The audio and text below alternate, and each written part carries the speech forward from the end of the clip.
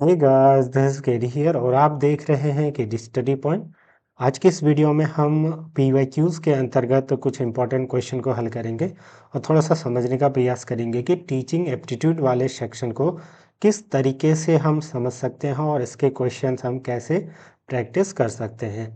देखिए, ये एक ऐसा सेक्शन है इस प्रवेश परीक्षा के दौरान जो काफ़ी स्कोरिंग है और साथ में थोड़ा सा नया भी है, क्योंकि इससे पहले हमने टीचिंग एप्टीट्यूड से रिलेटेड चीज़ें कम पढ़ी होती हैं। हालांकि व्यवहारिक जीवन में हमने ये सारी चीज़ें सीखी होती हैं कहीं ना कहीं से, छोटे छोटे मोमेंट्स से।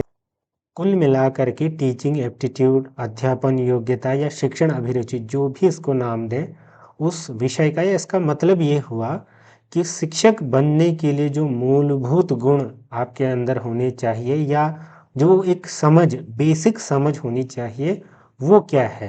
तो ऐसे ही इसमें प्रश्न आएंगे और इनको सॉल्व करने के लिए, इनको उत्तर लगाने के लिए, टिक लगाने के लिए हमें कुछ बातों का ध्यान रखना चाहिए। वो बातें क्या हैं, थोड़ा सा मैं शुरुआत वहीं से करता हूँ। देखिए, टीचिंग एप्टीट्यूड का सेक्शन जब भी आए, ठीक है, तो इसका सेक्शन जब भी आएगा हमें कुछ चीज़ों को या कुछ बातों को ध्यान में रखना होगा। वो इम्पॉर्टेंट बातें क्या हैं, ये एक तरीके से मैंने शुरू में ही बताया कि सबसे ज़्यादा स्कोरिंग है, ठीक है। 50 में से आप एटलीस्ट 40 प्लस, और जो थोड़ा सा ज़्यादा मेहनत करेंगे वो 45 प्लस इसमें ला सकते हैं, स्कोर कर सकते हैं। और इजी टू अंडरस्टैंड है, थोड़ा सा आपको समझना है। जितने ज़्यादा पीवाईक्यूज को आप सॉल्व करोगे आपको समझ में आ जाएगा। तो जब भी इसकी क्लास या वीडियो में अपलोड करता हूँ तो उससे पहले मैं थोड़ा सा भूमिका में ये चीज़ें ज़रूर डिस्कस करता हूँ कि क्या बातें आप ध्यान में रख सकते हो। जब भी टीचिंग एप्टीट्यूड सॉल्व करो तो आपका जो माइंड होना चाहिए पॉजिटिव होना चाहिए। कहने का मतलब आपका जो एटीट्यूड होना चाहिए वो पॉजिटिव होना चाहिए और उसी के तहत इसको सॉल्व कीजिएगा। कहने का मतलब हमें हर चीज़ में पॉजिटिविटी ढूंढनी है, मोस्ट एप्ट आंसर को ढूंढना है जो सबसे उपयुक्त होगा उस सिचुएशन में। कहने का मतलब किसी भी क्वेश्चन में, किसी भी कार्य में हमें सकारात्मकता देखनी है, ठीक है, पॉजिटिविटी। और कुछ पॉइंट्स आप ये याद रख सकते हैं कि जब भी कोई सिचुएशन आए, मान लीजिए बच्चा कुछ नहीं सीख पा रहा, तो जो गलती होगी या जो कमी होगी वो शिक्षक में होगी। कुल मिला करके ये समझिए कि अगर कोई भी चीज़ हो रही है, मान लीजिए बच्चा नहीं सीख रहा है या किसी गलत आदत में पड़ चुका है, या उसको समझ नहीं आ रहा है, तो कुछ भी अगर चीज़ घटित होती है वो सब किसकी गलती होगी, शिक्षक की गलती होगी। उसको इम्प्रूव करना पड़ेगा। मान लीजिए बच्चों का मन कक्षा में नहीं लग रहा है, कक्षा को अवॉइड कर रहे हैं, लेट से आ रहे हैं, तो सारी चीज़ें क्या हैं, शिक्षक की गलती है। यानी कि शिक्षक को उसको बेहतर ढंग से समझाना है। और कहते भी है ना, मान लीजिए जो छात्र अगर कुछ गलत काम करता है तो ये किसकी कमी को दर्शा रहा है कि शिक्षक ने उसको सही मार्गदर्शन नहीं दिया, उसको जो है प्रेरणा नहीं दे पाया। तो ये चीज़ समझिए, कुल मिलाकर के बदलाव लाना है शिक्षक को। तो इस तरीके से देखना, क्वेश्चन में कई बार ऐसे सिचुएशन आएगी जहां पर ऐसा लगेगा आपको कि डायरेक्टली कि यहाँ पर तो बच्चे की गलती है, लेकिन ऐसा नहीं है। आपको क्या देखना है कि शिक्षक कैसे या किस तरीके से, किस प्रकार से उसमें पॉजिटिविटी ला पाए, उसको बदल सके, उसको सही मार्गदर्शन दे पाए। तो कभी भी ऐसी सिचुएशन आए तो हमेशा ये मान के चलो कि शिक्षक ही गलत है और बच्चे हमेशा सही होंगे। कोई भी चीज़ हम जब पढ़ाएं तो वो बच्चों के हित में होनी चाहिए, बच्चों के लिए रुचिकर होनी चाहिए, बच्चों की अभिरुचि के अनुसार होनी चाहिए। मान लीजिए बच्चों का मन ही नहीं है तो उस तरीके की वो नहीं होनी चाहिए, यानी कि ज़बरदस्ती कोई चीज़ थोपनी नहीं है। स्टूडेंट सेंटर्ड का मतलब ये है कि बच्चे की जो आवश्यकता है उस एज पर, उसकी सोच के अनुसार, उसकी जो अभिरुचि है उसके अनुसार वो चीज़ें हम उसको प्रोवाइड करवाएं, ठीक है। तो ये सारी चीज़ें हैं, इन बातों को ध्यान में रखेंगे। बाकी हम देखते हुए चलेंगे कि किस तरीके से क्वेश्चन आते हैं, कैसे आपको सीखना है। इसके लिए आप सारे पीवाईक्यूज देखिएगा टीचिंग एप्टीट्यूड के, या फिर अगर कोई बुक वगैरह लेनी हो तो आप ले लीजिएगा। मैं डिस्क्रिप्शन में कुछ लिंक वगैरह दे दूंगा, वो बुक अगर लेना चाहते हो, ज़्यादा प्रैक्टिस करनी हो तो तब लीजिएगा, अदरवाइज आप स्किप कर सकते हैं। पीवाईक्यूज से ही लगभग लगभग आपका काम बन जाएगा। पहला क्वेश्चन क्या कहता है, देखिए, what is the main objective of teaching, अध्यापन का मुख्य उद्देश्य क्या है। अब किसी भी चीज़ को हम तब समझ पाएंगे ना कि जब वो चीज़ हमें एक्चुअल में पता हो। तो टीचिंग क्या है, जब हम वो जान पाएंगे उसके बाद हम ऑब्जेक्टिव को समझेंगे, ठीक है। टीचिंग क्या हुई, किसी को सीखने के लिए प्रेरित करना या उसको जो नॉलेज एक्वायर करना है उन सभी में उसकी हेल्प करना। ठीक है, तो टीचिंग क्या हुई, किसी को सीखने में मदद करना, आसान शब्दों में समझिए। ठीक है, it is a process of facilitating someone to gain knowledge और टू लर्न समथिंग। ठीक है, तो ऐसे आप समझो कि किसी को कोई भी चीज़ सीखनी है, चाहे वो ज्ञान लेना हो या कुछ भी सीखना है, तो वो फैसिलिटेट करना, उसको हेल्प करना, वो टीचिंग का एक कार्य है। तो इसका उद्देश्य क्या होगा, इसका उद्देश्य क्या होगा, देखो अब इनमें से देखते हैं। To give information, to maintain discipline, to develop reasoning power और to help student pass the exam. देखिए ये सारी चीज़ें होती हैं, लेकिन मैंने शुरू में क्या बोला कि सबसे एप्ट आंसर, क्योंकि इसमें ऐसा लगेगा आपको कि सारे उत्तर सही हैं, लेकिन जो सबसे महत्वपूर्ण होगा, सबसे उपयुक्त होगा, उसको आपको टिक करना है। अध्यापन में जानकारी देना होता है, इन्फॉर्मेशन देना, अनुशासन बनाए रखना, ये भी हुआ, परीक्षा पास करना, ये सारी चीज़ें। लेकिन जो सबसे एप्ट होगा कि तर्क शक्ति विकसित करना, उसके अंदर एक रीजनिंग पावर जो है वो डेवलप करना, ताकि वो भविष्य में कोई भी निर्णय हो खुद से ले सके। यही तो शिक्षक का एक रोल है, एक मार्गदर्शक के रूप में, एक गाइड के रूप में। ठीक है, तो ये चीज़ समझिए। अध्यापन के साथ एक चीज़ और रिलेट की जाती है, दैट इज लर्निंग। लर्निंग क्या हुआ, तो अभी मैंने आपको क्या बताया, टीचिंग में क्या हुआ कि किसी को मैं सिखा रहा हूँ कोई चीज़, ठीक है, गाइड कर रहा हूँ। तो लर्निंग में क्या होगा, प्रोसेस ऑफ एक्वायरिंग नॉलेज। ठीक है, इसमें हमें गेन करना है, टीचिंग में हम उसको दे रहे हैं या समझा रहे हैं या उसकी हेल्प कर रहे हैं।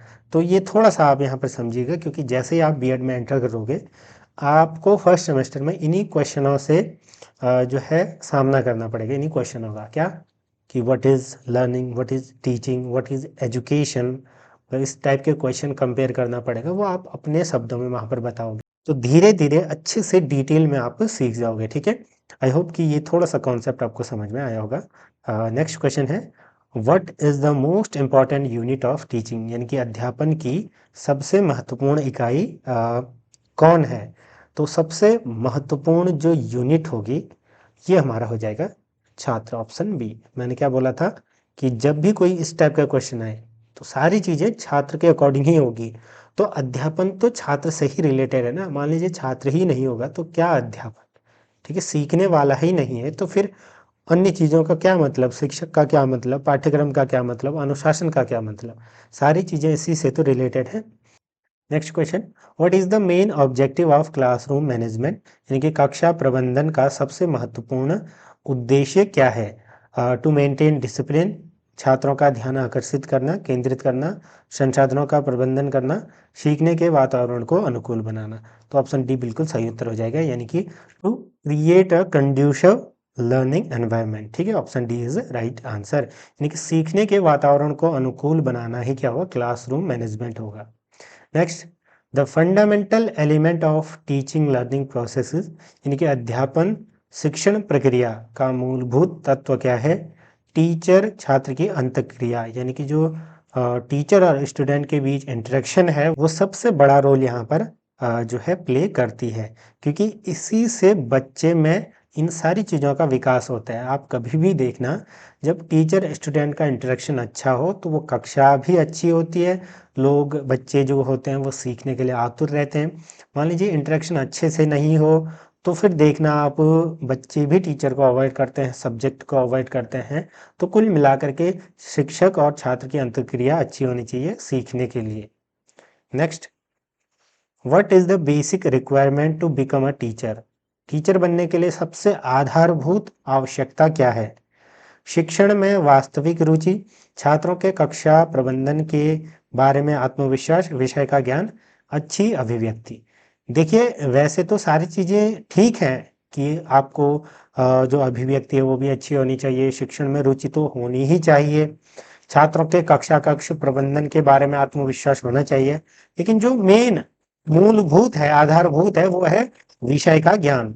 इनके आपको विषय का ज्ञान हो, उसके बाद ये चीज़ें हो सकती हैं। तो देखिए अगर आपको सारे पीवाईक्यू चाहिए जनरली, तो आप इस प्लेलिस्ट को देख सकते हो। यहाँ पर मैंने जो भी बीएड से रिलेटेड इंपॉर्टेंट चीज़ें हैं उन पर वीडियोस बना रखी हैं, और पीवाईक्यूज आंसर की फॉर्मेट में, डिटेल सॉल्यूशन के फॉर्मेट में पिछले 1-2 सालों से अपलोड कर रखे हैं, और आंसर की या अन्य फॉर्मेट में आपको पिछले 2021, 22, 19 के भी मिल जाएंगे। बाकी अलग अलग प्लेलिस्ट हैं हर यूनिवर्सिटी के, श्रीदेव सुमन, एचएनबीजेयू, आपका कुमाऊं, ठीक है, तो सभी की अलग अलग प्लेलिस्ट है, उनसे भी आप गो थ्रू हो सकते हैं। बाकी चैनल से आप जुड़ सकते हैं, यहाँ पर देखिए इस तरीके का कंटेंट आपको देखने को मिलेगा। हिंदी के लिए मैंने स्पेशली बोला है कि आप मैराथन वाली वीडियो को जरूर देखिएगा। बाकी अगर आप टेलीग्राम ग्रुप से जुड़ना चाहते हैं और हमारी आने वाले समय में क्लासेस से जुड़ना चाहोगे तो आप मेंबरशिप के थ्रू जुड़ पाओगे। जैसे ही फॉर्म आएंगे हम इस पर अपडेट दे देंगे। फिलहाल आप अगर कुछ भी जानना चाहते हो किस तरीके से तैयारी करें, क्या क्या चीजें हैं, तो आप मेंबरशिप के थ्रू जुड़ सकते हैं। 59 प्लस की है, मेरा नंबर आपको दिख जाएगा एंड देन फिर आपको व्हाट्सएप ग्रुप और इस ग्रुप में जोड़ दिया जाएगा, जहां पर सारे पीवाईक्यूज एक साथ इंपॉर्टेंट पीडीएफ, इंपॉर्टेंट टॉपिक्स और जो भी डिस्कशन है आप पूछ पाओगे। ठीक, अब मेंबरशिप कैसे लेनी है, तो सिंपली ज्वाइन पर आपको क्लिक करना है। ज्वाइन पर आप क्लिक करोगे तो यहाँ पर दिख जाएगा 59 प्लस में आपको बहुत सारी वीडियोस भी देखने को मिल सकते हैं। उसके बाद जो भी आपको इनमें से लेना हो वो ले सकते हो। Which is the most desired skill in a teacher, यानी कि शिक्षक में सबसे वांछित कौशल कौन सा है? तो सबसे वांछित कौशल क्या होगा? शिक्षक द्वारा कही गई बात का छात्र की समझ में आना, निर्धारित पाठ्यक्रम का पूरा करना, शिक्षा के समय छात्रों को मानसिक रूप से तनाव मुक्त रखना, कक्षा की गतिविधियों के बारे में उच्च अधिकारी को सूचित करना। तो शिक्षक द्वारा कही गई बात का छात्र को समझ में आना, ठीक है, यही इसका मेन ऑब्जेक्टिव या उद्देश्य होता है। अब जो मैं ये पीवाईक्यू सॉल्व कर रहा हूँ, अगर इससे आपको लाभ मिलेगा, आपको थोड़ा समझ में आएगा, या जो एग्ज़ाम है आपका एंट्रेंस, उसमें थोड़ा सा फ़ायदा मिलेगा, तो इसकी कोई सार्थकता रहेगी ना, नहीं तो फिर इसका कोई मतलब नहीं है। तो सेम वही चीज़ है, शिक्षण या शिक्षण कौशल में जो वांछित कौशल है, शिक्षक जो बता रहा है वो बच्चे को समझ में आना चाहिए। ठीक, option A. Next question is, successful teacher is one who knows his subject well, whose class results are 100%, who is accessible to students, who has articles published in reputed magazines। ठीक है, तो इसका सही उत्तर क्या होगा? जो सबसे एप्ट लग रहा है, जो छात्रों के लिए अभिगम्य हो, या एक्सेसिबल का मतलब क्या हुआ कि छात्र उन तक पहुंच पाए, ठीक है, अपनी चीज़ें शेयर कर पाएँ, कोई क्वेश्चन पूछ पाएँ, जहाँ पर भी डिफ़िकल्टीज आती हैं वो शेयर कर पाएँ, तो वो टीचर सबसे क्या होगा? सफल होगा, क्योंकि वो बच्चों को अच्छे से समझ पाएगा और चीज़ें अच्छे से बता पाएगा। Next question, when was NCERT established? तो 1961, ठीक है, सितंबर 1961 इसका सही उत्तर हो जाएगा। तो जो भी एजुकेशन से रिलेटेड, जैसे एनसीटीई 1993 एक्ट 1993 था और स्थापना 1995, ठीक है, तो इस तरीके से जो शिक्षा से रिलेटेड संस्थाएं हैं, यूजीसी, ये सब आपको पता होने चाहिए। नेक्स्ट क्वेश्चन है, छात्र केंद्रित जो एजुकेशन है उसका मतलब क्या है? स्टूडेंट सेंटर्ड एजुकेशन का, शिष्यों द्वारा पसंद की जाने वाली शिक्षा, शिष्य तथा शिक्षक दोनों की पसंदीदा शिक्षा, शिष्यों की आवश्यकताओं आकांक्षाओं के अनुकूल। मैंने शुरू में ही आपको बताया ना कि जो अभिरुचि है या फिर जो आपका क्या है, नीड्स और आकांक्षाओं के अनुसार जो शिक्षा होगी, that will be called student centered. तो वही चीज़ है कि जो शिक्षकों की आवश्यकताओं को देखे, एज ग्रुप को देखे, उनकी आकांक्षाओं को देखे, ठीक, उनके लिए जो अनुकूल बेस्ट सूटेड होगी, that will be called student centered. तो यहाँ पर देखिए, education suited to the needs and the aspirations of students, ये कहलाएगी ऑप्शन सी। ठीक, नेक्स्ट क्वेश्चन की ओर बढ़ते हैं। CAI is the abbreviation of which of the following? तो देखिए इसका जो एब्रीविएशन या फुल फॉर्म क्या होगा? Computer assisted instruction, option A बिल्कुल सही उत्तर हो जाएगा। ठीक, कक्षा अनुशासन का उद्देश्य क्या है? The aim of classroom discipline is सामाजिक समानुरूपता, यानी कि सोशल कॉन्फॉर्मिटी, स्वनिर्देशन self direction, personal and social adjustment, या एक्सेप्टेबल क्लासरूम बिहेवियर। तो ऑप्शन डी बिल्कुल सही उत्तर हो जाएगा, यानी कि जो क्लासरूम में आपका अनुशासन होना चाहिए वो स्वीकार करने योग्य कक्षा व्यवहार होना चाहिए, कि क्लास में किस तरीके से आपको रहना है। नेक्स्ट क्वेश्चन क्या कहते हैं, देखिए, which of the following can we call a result of learning, यानी कि अधिगम का परिणाम किसे कह सकते हैं? अब पहला ऑप्शन देखिए, इंटेलिजेंस। देखिए इंटेलिजेंस कई बार क्या हो सकती है? इनेट हो सकती है, ठीक, जो पहले से हो, अंतर्निहित, ठीक, बुद्धिमत्ता। मेच्योरिटी, देखिए जब हम ओवरऑल डेवलपमेंट होता है हमारा over the period of time, या जैसे जैसे एज बढ़ती है, ज्ञान बढ़ता है, तो मेच्योरिटी हमारे अंदर आती है, तो ये भी ओवरऑल डेवलपमेंट के कारण होता है, ठीक है, मतलब सिर्फ अधिगम से ही नहीं। तो ये दोनों, ठीक। फिर स्किल और मेमोरी, तो मेमोरी आप जानते हो, स्मरण शक्ति, सीखने, किसी भी चीज़ को हम जब सीखते हैं, मेमोराइज करते हैं, तो वो क्या कहलाएगा? स्मरण शक्ति। और ये पहले से भी होती है और बाद में और इसका क्या होता है? डेवलपमेंट होता है। लेकिन जो स्किल है, स्किल हमारा सीखने का परिणाम होगा। यहाँ पर ऑप्शन सी बिल्कुल सही उत्तर हो जाएगा। कैसे, देखिए अन्य में मैंने ये बताया ना कि पहले से भी होती है। अब जो स्किल है वो जनरली आप जब किसी चीज़ को सीखते हो तभी आती है। आप ड्राइविंग सीखते हो तो वो ऐसा नहीं है कि आपके अंदर पहले से थी, इनेट थी, ठीक, वो आपने बाद में सीखी ना, तो इस तरीके से आप समझिए। नेक्स्ट है, विच of the following educational institutions teaches practical knowledge of language, यानी कि जो भाषा का व्यवहारिक ज्ञान कौन सिखाएगा, तो भाषा प्रयोगशाला, ऑप्शन बी राइट आंसर हो जाएगा। नेक्स्ट क्वेश्चन है, if a student does not give the correct answer in the class, what should be the reaction of a teacher, यानी कि मान लीजिए कोई प्रश्न आप बच्चे से पूछते हो, वो उत्तर नहीं दे पाया, तो क्या प्रतिक्रिया होनी चाहिए। The student should be made to realise by cursing, the student should be explained why the answer is wrong. ठीक है, ठीक है, तो यही सबसे उत्तर है, यानी कि छात्र को गलत उत्तर क्यों है समझाना चाहिए। ठीक, अब लग रहा होगा कि अब देखिए ये भी होता है कई बार व्यवहारिकली, अगर हम देखें हम किसी और बच्चे से पूछते हैं, अगर उसको भी नहीं आता है तो फिर हम उस तरीके से समझाते हैं। ऐसे भी कर सकते हैं, बट देखिए सबसे एप्ट की बात है यहाँ पर ऑप्शन में से तो यही होगा कि हमें बताना चाहिए कि वो उत्तर क्यों गलत है, एक्सप्लेन करना चाहिए। ठीक है, या फिर उसके बाद हम उससे आसान सवाल पूछ सकते हैं। नेक्स्ट क्वेश्चन है, suppose a student asks a question to the teacher in the class for which the teacher does not have a correct answer, then what should the teacher do in such a situation. मान लीजिए आप बच्चा आपसे कोई question पूछता है और आपको वो उत्तर नहीं आ रहा है, तो आप क्या करोगे, कौन सी ट्रिक आप अपनाओगे। ठीक है, any answer should be given just to satisfy student, कुछ भी बोल दो। Tell the student not to ask too many irrelevant questions. Tell the student that the correct answer will be given later. The student should be encouraged to find the correct answer himself. देखिए, तो इसके लिए क्या होगा, ये सबसे अप्ट होगा कि छात्र को कह देंगे कि इसका उत्तर बाद में देंगे, क्योंकि अगर आपको मान लीजिए नहीं आ रहा है तो ये सिंपली आप कह सकते हैं स्ट्रेट फॉरवर्ड। उसके बाद हम या ये कह सकते हैं कि इसका डिटेल में मैं पूरा आपको बताऊंगा, तब तक आप प्रयास करो। ठीक, तो ऑप्शन सी राइट आंसर हो जाएगा। अगर आप ये कहोगे कि ऐसे अप्रासंगिक क्वेश्चन, इररेलेवेंट क्वेश्चन मत पूछा करो, तो फिर अगली बार से वो पूछेगा ही नहीं। क्योंकि देखिए बच्चों का तो काम ही है क्वेश्चन पूछना, क्यूरियोसिटी उनके अंदर होती है, तो आपको उत्तर देना है। इनफैक्ट टीचर का काम ही है कि बच्चों को प्रेरित कर सके कि ज़्यादा से ज़्यादा क्वेश्चन पूछ पाए। नेक्स्ट क्वेश्चन है, एक छात्र प्राय कक्षा में देरी से आता है, एक शिक्षक के रूप में आप क्या करोगे।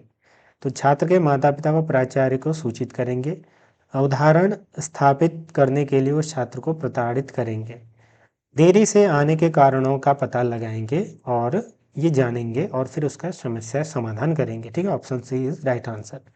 फिर आगे से बोलेंगे कि इस तरीके से आप लेट मत आइएगा, यह बात ध्यान देने योग्य नहीं, तो option C is right answer. Next, जब नियमित रूप से बहुत सारे छात्र परीक्षा में विफल हो जाए तो उसका मतलब क्या है कि शिक्षा प्रणाली विफल हुई, शिक्षक विफल हो गए, पाठ्य पुस्तकों की विफलता या छात्रों की व्यक्तिगत विफलता।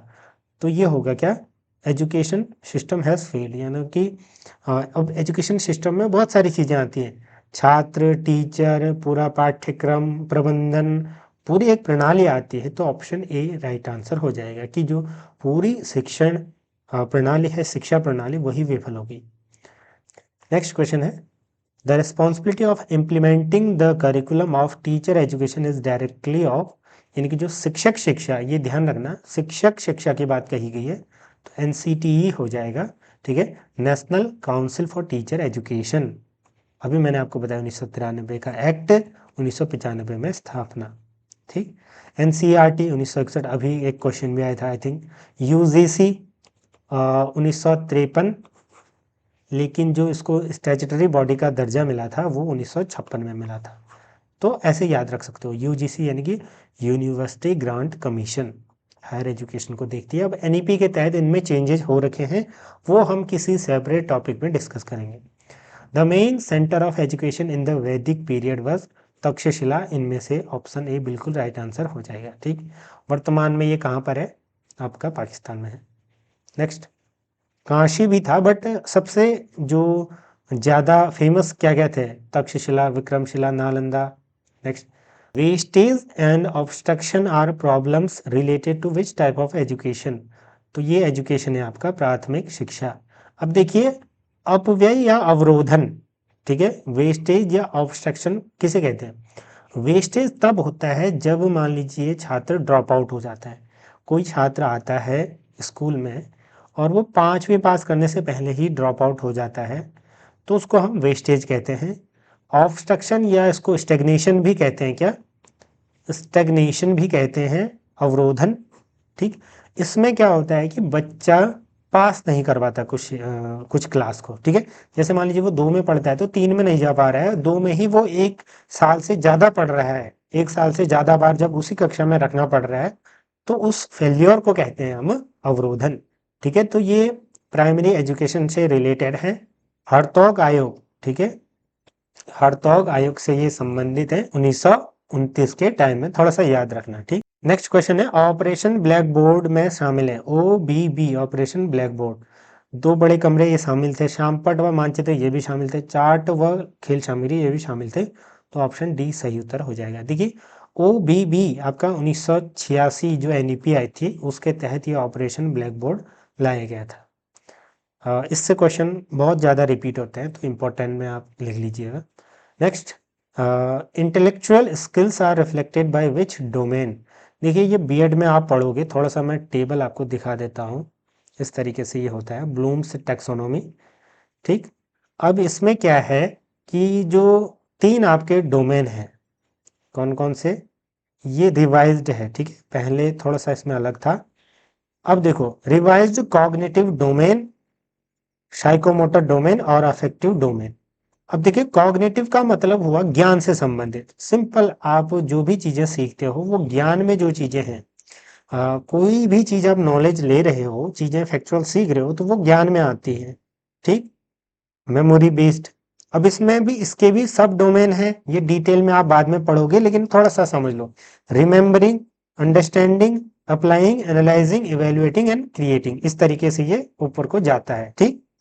फिर आता है साइकोमोटर डोमेन। साइकोमोटर में आप ऐसे समझो कि जैसे आप गाड़ी चलाना सीखते हो, तो वो इसके अंतर्गत आएगा, क्रियात्मक।